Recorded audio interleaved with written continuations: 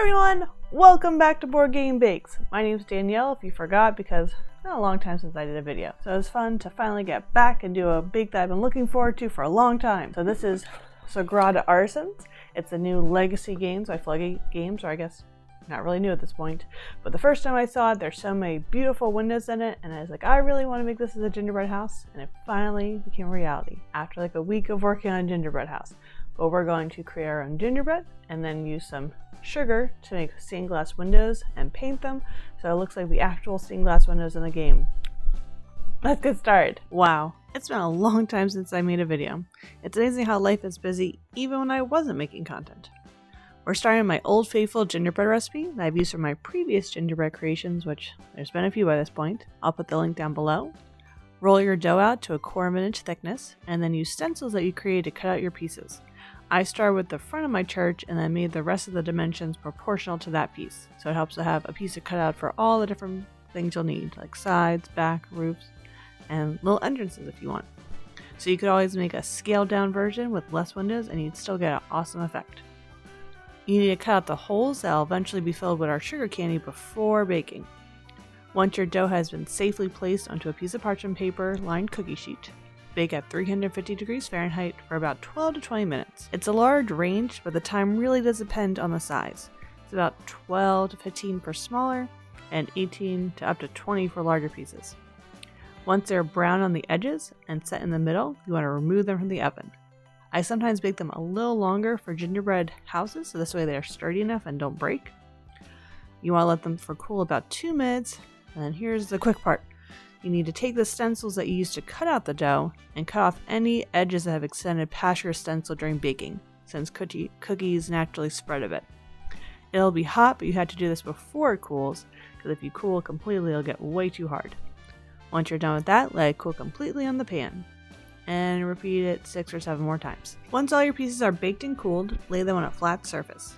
You could keep the parchment paper that you use for baking and use it for this step, so you don't have to waste more materials. Put 2 cups of sugar, 2/3 a cup corn syrup, and 3/4 a cup water into a saucepan. Stir until the sugar is dissolved and it starts bubbling. You can use a wet pastry brush to brush down the sugar that's gone on the side of it, and this should hopefully prevent crystals. Get a keying thermometer and let it sit until your sugar reaches about 290 to 300 degrees. Resist the urge to stir. I always want to stir, but just leave it alone. At this point, turn off the heat and let it sit for a second or two to get rid of some of the bubbles. Warning, warning, this sugar is very, very hot. Please be careful. Pour the molten sugar into the holes in your gingerbread, and this will create our stained glass windows. Let it cool and harden completely before continuing. Okay, in my mind, here's where it really starts to get fun. The baking's fun, but I also love the art aspect. To create our stained glass windows, grab the supplemental pages from your awesome Sagrada Legacy game. For the 2 circular windows, I cut it out to the right size so you could actually just flip your cookie upside down and lay it on top of the page. Then, you color in different sections with different colors. I try to follow the Sagrada rules and not have colors touching, and intentionally kept some blank because I liked how it looked without having color there, especially when I did the dove. There are so many beautiful window ideas in the Sagrada game that one of the hardest parts for this bake was figuring out which one to do. For some of the side windows, you could choose to do some of the actual boards from the game, or I found inspiration from even some of the windows on the side of the pages. Those were beautiful as well. A lot of them have beautiful flowers and geometric designs. Finally, you could go all out and make a Sagrada window on the church. If I wasn't doing this to highlight Sagrada, I may have picked a different window design. There's so many beautiful ones in the book, but I couldn't turn down the beautiful Sagrada Cathedral stained glass, and this is from the cover of the Sagrada Artisans game.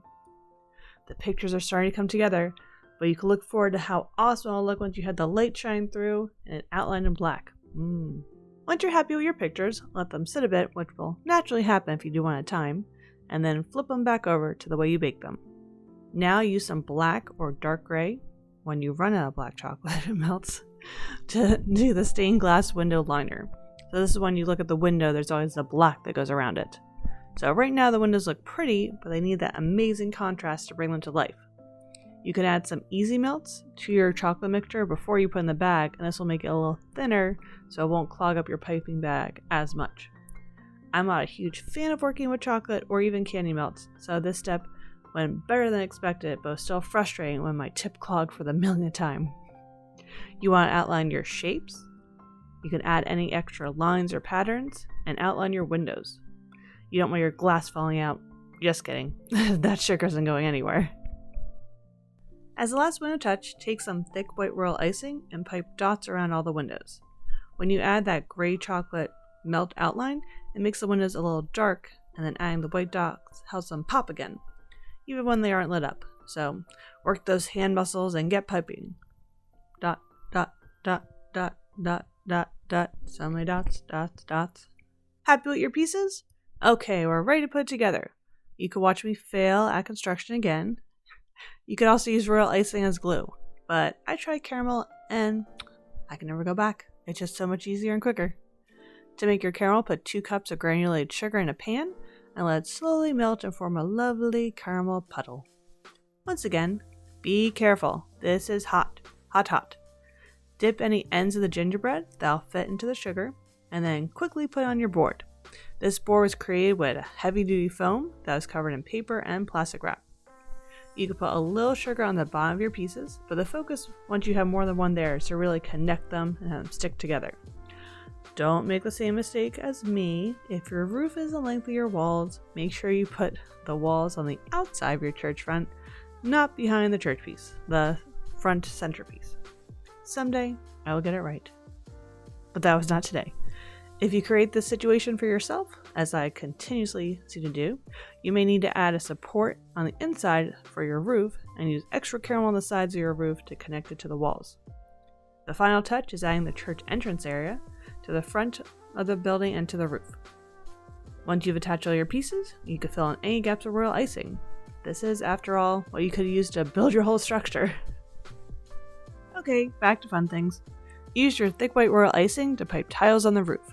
I love this look, and it's made by simply alternating half circles. Yes, your hand will probably hurt after doing both sides of the roof, but it's worth it.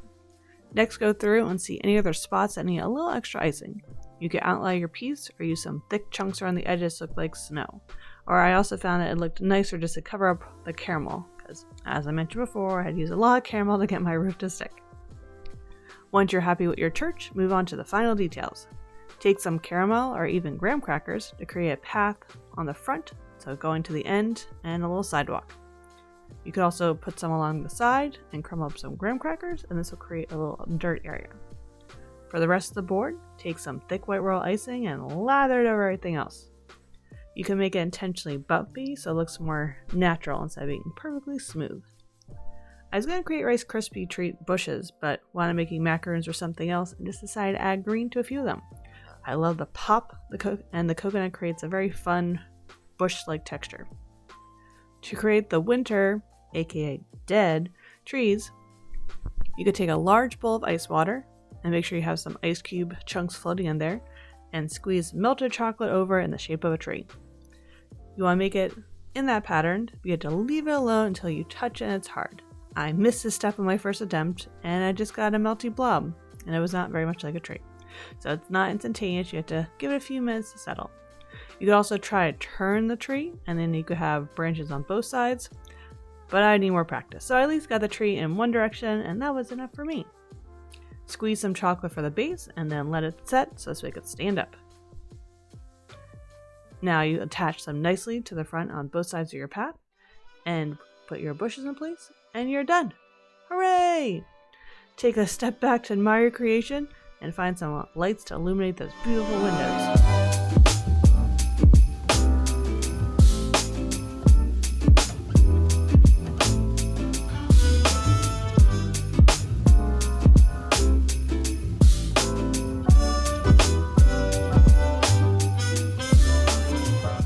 Thanks for watching another episode of Board Game Bakes. There's points where this definitely seemed like a long process, but it's so exciting to see everything come together, and when it's lit up, wonderful. Do you like making gingerbread houses at your house? Are you more of a graham cracker gingerbread person, or do you make the real gingerbread? I've tried both ways and both are fun. Keep playing games and keep them sweet. Bye!